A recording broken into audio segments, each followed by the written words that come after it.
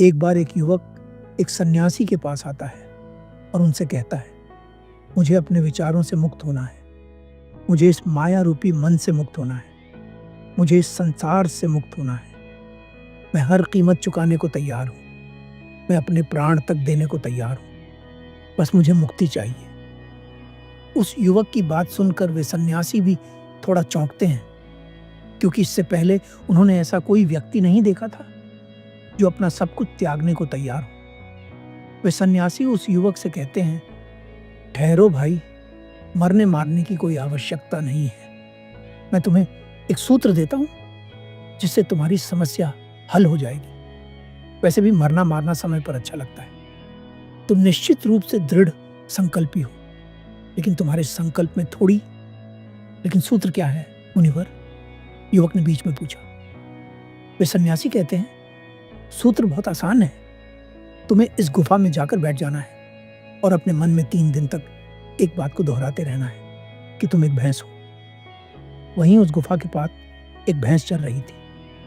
वह युवक उस भैंस को देखता है और उसकी छवि को अपने मन में बना लेता है। वे महात्मा उस युवक से कहते हैं, तुम यहां अपने प्राण देने आए थे, लेकिन मैंने तुम्हें केवल 3 दिन तक भूखा प्यासा रहने को कहा है। क्या तुम यह कर पाओगे? वह युवक थोड़ा चिंतित होकर पूछता है, परंतु इसका मुक्ति से क्या संबंध है? वे महात्मा कहते हैं, इस विषय पर हम बाद में बात करेंगे। अभी तुम इस कार्य पर ध्यान दो। अगर तुम इस कार्य को 3 दिन तक कर पाए तो तुम स्वयं समझ जाओगे। मैं 3 दिन बाद तुम्हारे हर प्रश्न का उत्तर दूंगा।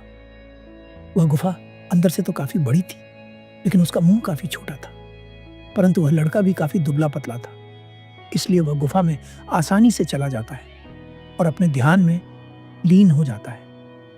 वह लड़का 3 दिन तक इस एक विचार को अपने भीतर दोहराता रहता है कि वह एक भैंस है। तीसरे दिन सुबह जब वह अपनी आंखें खोलता है तो वह घबरा जाता है, क्योंकि वह सचमुच भैंस हो चुका था। जब गुफा से निकलने का रास्ता देखता है तो और भी घबरा जाता है, क्योंकि गुफा का द्वार छोटा था।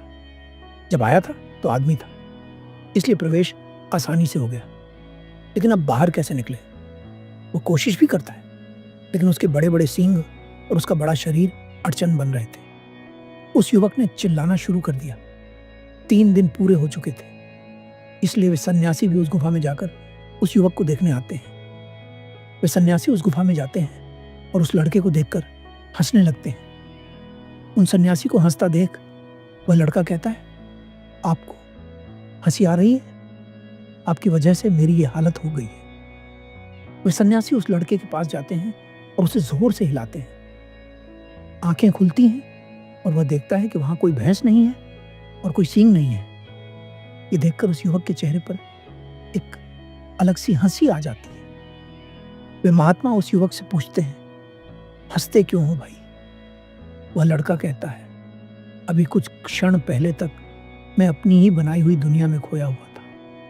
बहुत चिंतित था, बहुत परेशान था, क्योंकि मैं जो नहीं था मैंने अपने आप को वह मान लिया था।